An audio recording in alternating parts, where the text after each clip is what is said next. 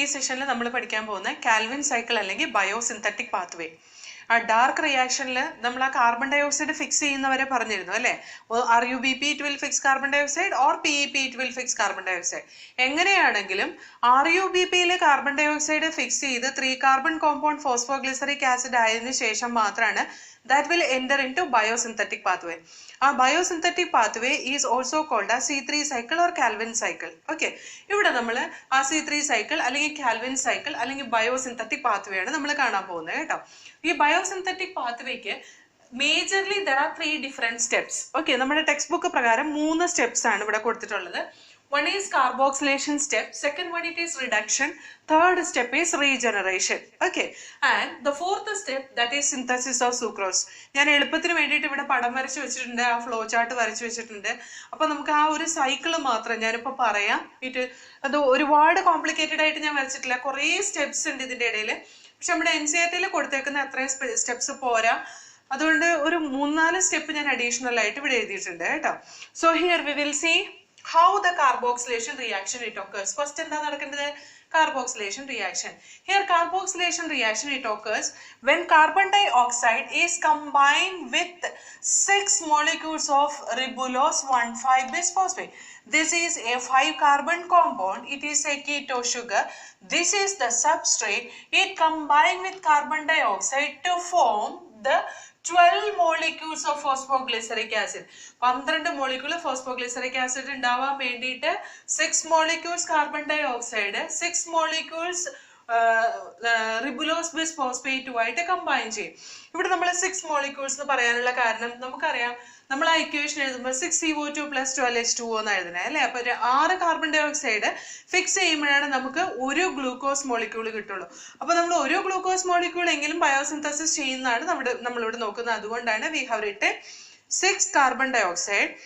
It combined with the 6 molecules of RUBP in the presence of Rubisco enzyme, and it produced 6 molecules of that unstable compound that is 2-carboxy, 3-keto, 1,5-biphosphorybatol എന്ന് പറയുന്ന compound ഉണ്ടാവും. That 6 molecules of 6 carbon compound will be broken down into 12 molecules of 3-phosphoglyceric acid. അപ്പോൾ ഇവിടെ എന്തായി? 12 molecules of phosphoglyceric acid has been formed. Okay.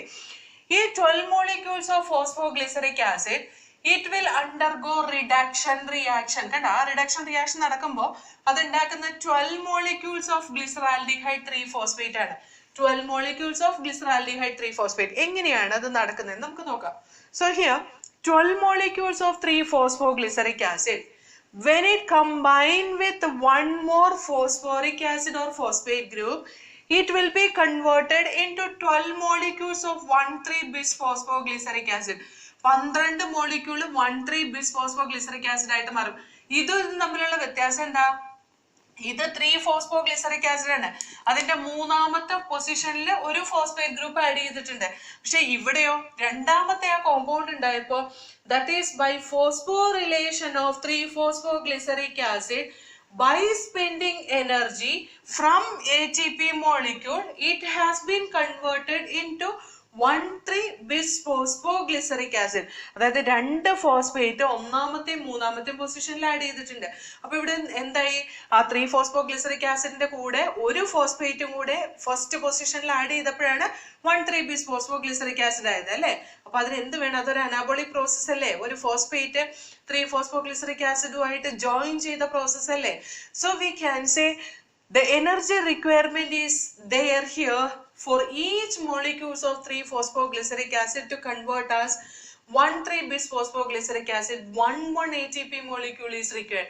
So here we can see 12 ATP molecules are required for 12 molecules of 3-phosphoglyceric acid to convert as 12 molecules of 1,3-bisphosphoglyceric acid. So 12 molecules of ATP will be broken down into 12 molecules of ADP and inorganic phosphate. അപ്പം കണ്ട അവിടെ ഒരു energy expense വന്നോ? Now we can see this 1,3-bisphosphoglyceric acid in a series of reaction. കുറച്ച് reaction നടക്കുന്നുണ്ട് അതിന്റെ ഇടയിൽ. It will be converted into a reduced form, that is 12 molecules of glyceraldehyde 3-phosphate. Phosphoglyceric acid എന്തായിട്ട് മാറി? Glyceraldehyde ആയിട്ട് മാറി. അപ്പൊ ഇതെന്ത് ചെയ്തു? റെഡ്യൂസ് ചെയ്തു. ഇതിനെ റെഡ്യൂസ് ചെയ്യിപ്പിച്ചത് ആരാണ്?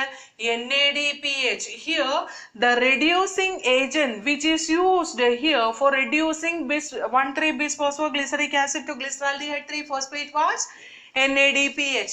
So NADPH, it has undergone oxidation to become as NADP plus, and that hydrogen it was donated here, or the reduction of 1,3-bisphosphoglyceric acid occurs with the help of NADPH to the 12 molecules of glyceraldehyde 3-phosphate. അപ്പോൾ നോക്കിക്കേ 12 molecule 1,3-bisphosphoglyceric acid reduce ചെയ്യിപ്പിക്കാൻ വേണ്ടി 12 molecule NADPH oxidise ചെയ്ത് NADP plus ആയിട്ട് മാറി 12 molecule glyceraldehyde 3-phosphate ഉണ്ടായി.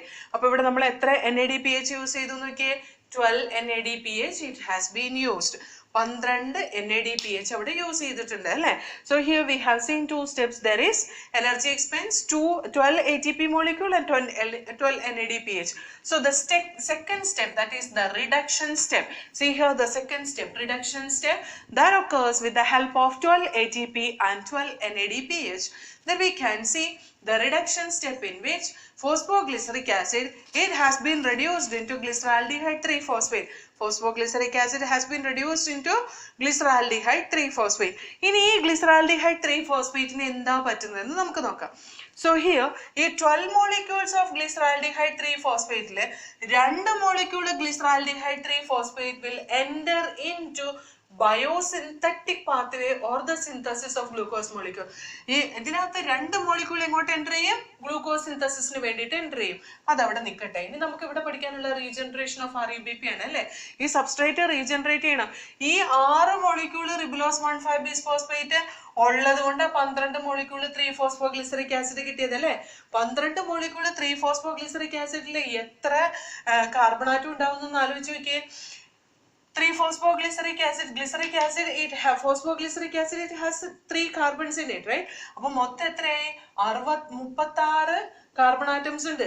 കാരണം എന്താ? 12 3 36, 12 × 3 36 കാർബൺ ആറ്റംസ് ഉണ്ട് അല്ലെ? ആ 36 കാർബൺ ആറ്റംസിൽ 6 കാർബൺ ആറ്റം മതി നമുക്ക് എന്തിനു വേണ്ടിയിട്ട്? ഗ്ലൂക്കോസിന്റെ സിന്തസിസിന് വേണ്ടിയിട്ട്. ബാക്കി 30 കാർബൺ ആറ്റം ആർക്ക് കൊടുക്കാനുണ്ട്? ഈ പറയുന്ന റിബുലോസ് 1,5-bisphosphate കൊടുക്കാനുണ്ട്. കാരണം എന്താ? 6 റിബുലോസ് 1,5-bisphosphate ആണ് നമ്മൾ യൂസ് ചെയ്തിട്ടില്ലേ? 6 റിബുലോസ് 1,5-bisphosphate 6 5 30 കാർബൺ ആറ്റം ഉണ്ട് അല്ലേ?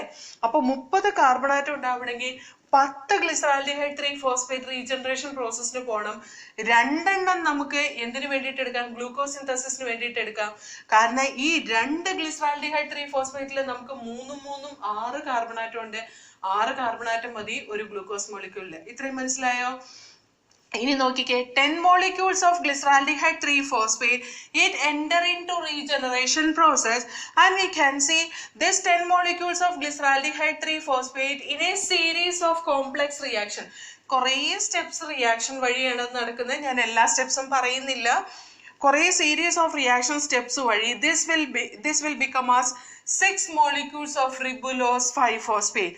6 molecules of ribulose 5-phosphate. നമുക്ക് എന്താ വേണ്ടേ? റിബുലോസ് 1,5-bisphosphate ആണ് വേണ്ടത് അല്ലേ? റിബുലോസ് 1,5-bisphosphate ആണ് വേണ്ടത്. ഇവിടെ കുറെ സീരീസ് ഓഫ് റിയാക്ഷൻ നടന്നിട്ടാണ് നമുക്ക് 6 molecules of ribulose 5-phosphate ഉണ്ടായത്. ഈ 6 molecules of ribulose 5-phosphate, again it will be added with one more phosphate in its first position, and it will be converted into ribulose 1,5-bisphosphate by spending 6 molecules of ATP here അല്ലെ? 6 molecule ribulose 5-phosphate 6 molecule of ribulose 1,5-bisphosphate ആക്കി മാറ്റണമെങ്കിൽ 6 ATP molecule ആ synthetic പാത്വേയിലേക്ക് അല്ലെങ്കിൽ regeneration പാത്വേയിലേക്ക് enter ചെയ്യണം. So here we can see 6 ATP, it is utilized here of the formation of 6 molecules of ribulose 1,5-bisphosphate. അപ്പൊ ഈ 10 molecule glyceraldehyde 3-phosphate regeneration പ്രോസസ്സിലേക്ക് enter ചെയ്താല് 6 molecule ATP use ചെയ്തുകൊണ്ട് അത് 6 molecules of ribulose 1,5-bisphosphate ആയി മാറുന്നത് കാണാം.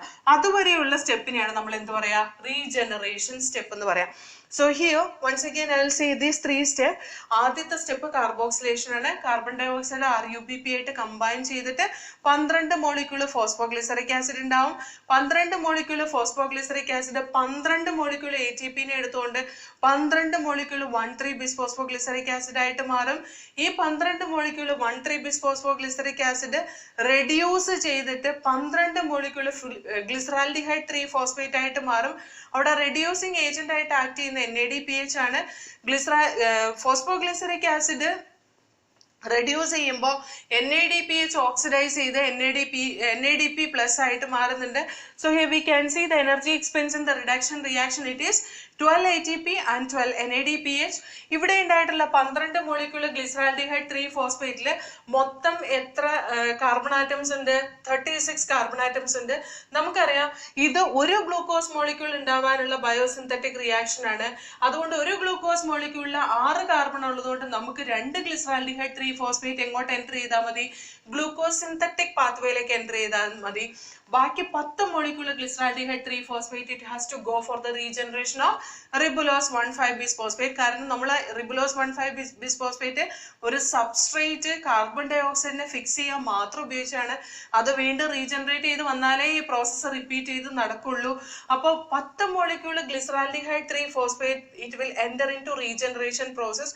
റീജനറേഷൻ പ്രോസസ്സിലേക്ക് 10 മോളിക്യൂൾ ഗ്ലിസറാൽഡിഹൈഡ് 3 ഫോസ്ഫേറ്റ് എൻറ്റർ ചെയ്ത കുറേ series of reaction, complex reaction വഴി ഈ 10 molecule glyceraldehyde 3 phosphate 6 molecule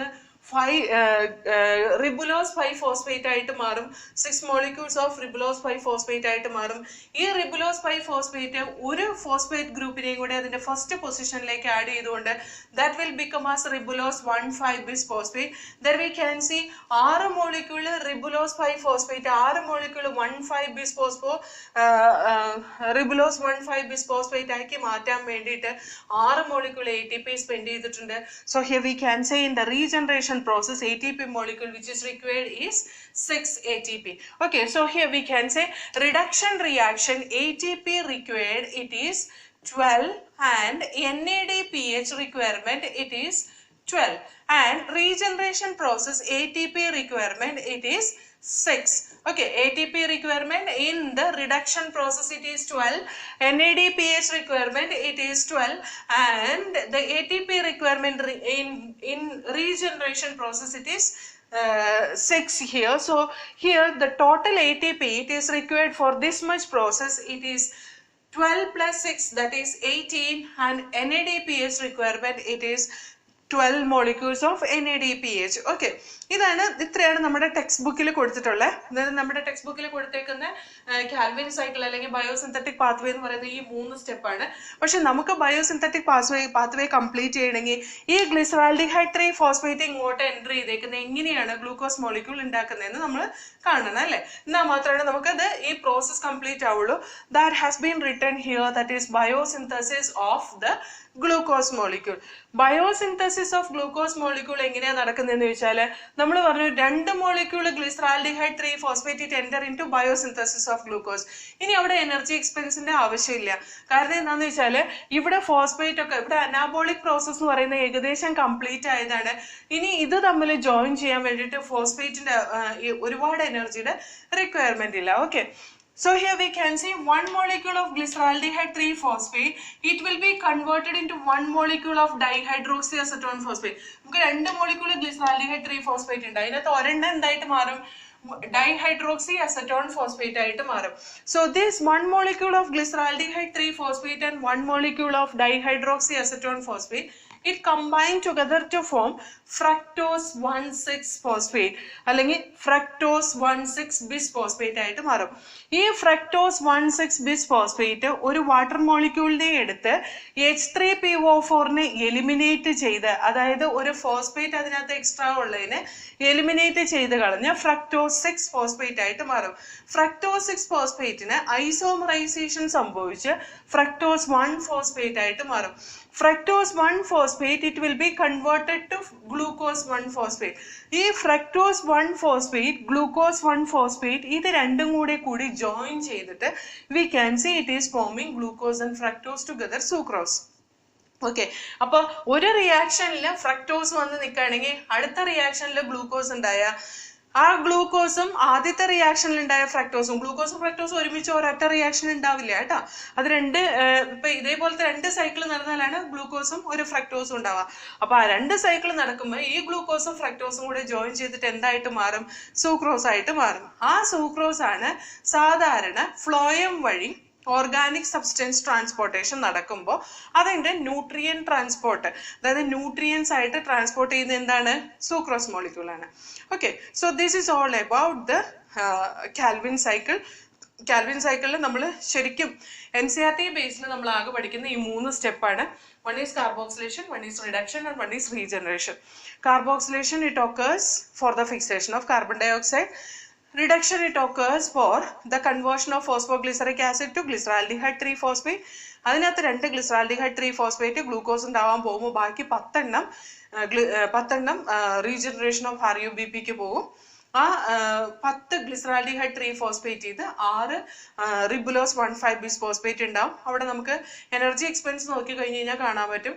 reduction of phosphoglyceric acid to glyceraldehyde 3-phosphate, it occurs with the help of 12 ATP and 12 NADPH, and we can see the regeneration step in which we can see 6 ATP molecules requirement is there. അതേപോലെ തന്നെ 2 molecule glyceraldehyde 3-phosphate glucose synthetic പാത്വേയിലേക്ക് enter ചെയ്തപ്പോൾ ഈ glyceraldehyde 3-phosphateൽ ഒരെണ്ണം dihydroxy acetone phosphate ആയിട്ട് convert ചെയ്യും. അത് ആ glyceraldehyde 3-phosphate ഒന്നും ഡൈഹൈഡ്രോക്സി അസറ്റോൺ ഫോസ്ഫേറ്റ് ഒന്നും കൂടി ജോയിൻ ചെയ്തിട്ട് എന്തായിട്ട് മാറും? ഫ്രക്ടോസ് 1,6-bisphosphate ആയിട്ട് മാറും. ഫ്രക്ടോസ് 1,6-bisphosphate ഫസ്റ്റ് പൊസിഷനിൽ ഇരിക്കുന്ന ഫോസ്ഫേറ്റിനെ H3PO4 ആയിട്ട് കൺവേർട്ട് ചെയ്ത് റിലീസ് ചെയ്യും. എന്നിട്ട് അത് ഫ്രക്ടോസ് 6-phosphate ആയിട്ട് മാറും.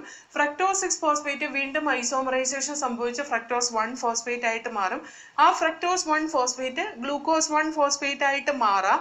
അതല്ലെങ്കിൽ ആ ഫ്രക്ടോസ് 1-phosphate അതിന് മുമ്പുണ്ടായ റിയാക്ഷനിലെ ഗ്ലൂക്കോസ് 1-phosphate ആയിട്ട് കമ്പൈൻ ചെയ്ത് that will form the sucrose. സാധാരണ food transportation, it occurs in the plants or through the phloem, it is in the form of sucrose. ഇത്രയേ ഉള്ളൂ നമ്മുടെ കാൽവിൻ സൈക്കിൾ അല്ലെങ്കിൽ ബയോസിന്തറ്റിക് പാത്വേ എന്ന് പറയുന്നത് കേട്ടോ. സോ ഹിയർ ഇനി നമുക്ക് അടുത്ത പഠിക്കാനുള്ളത് C4 പാത്വേ. അപ്പൊ ഇതിനകത്ത് ചോദിക്കാൻ ചാൻസ് ഉള്ള എന്താന്ന് വെച്ചാൽ എത്രമാത്രം എനർജി എക്സ്പെൻസ് ഉണ്ട് ബയോസിന്തറ്റിക് പാത്വേയില്.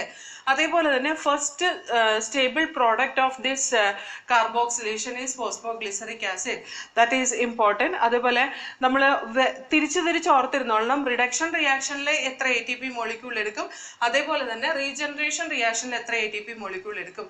NADPHന്റെ റിക്വയർമെന്റ് റിഡക്ഷനിലാണോ റീജനറേഷനിലാണോ കാർബോക്സിലേഷനിലാണോ അതോ ബയോസിന്തസിസ് ഓഫ് സൂക്രോസ് മോളിക്യൂളിലാണോ, ഇങ്ങനത്തെ ക്വസ്റ്റ്യൻസ് ഒക്കെ ആയിരിക്കും ഇവിടെ ചോദിക്കുക. അതേപോലെ റെഡ്യൂസിങ് ഏജന്റ് ആയിട്ട് ഇവിടെ ആക്ട് ചെയ്യുന്ന ഫോസ്ഫോഗ്ലിസറിക് ആസിഡ് ഗ്ലിസറാൽഡിഹൈഡ് 3-phosphate ആയിട്ട് മാറുന്ന സമയത്ത് റെഡ്യൂസിങ് ഏജന്റ് ആയിട്ട് ആക്ട് ചെയ്യുന്നത് ഏതാണ്? NADPH ആണ് റെഡ്യൂസിങ് ഏജന്റ് ആയിട്ട് ആക്ട് ചെയ്യുന്നത്. ഇതൊക്കെയാണ് സാധാരണ ഇതിൽ നിന്ന് NEET എക്സാമിൽ ചോദിക്കാറുള്ളത് കേട്ടോ. So this is all about the biosynthetic pathway or Calvin cycle. ഇനി നമുക്ക് പഠിക്കാനുള്ള C4 pathway ആണ്. C4 pathway ഞാൻ ഓൾറെഡി ഒരു ഐഡിയ തന്നതാണ്. We will discuss that in the next session.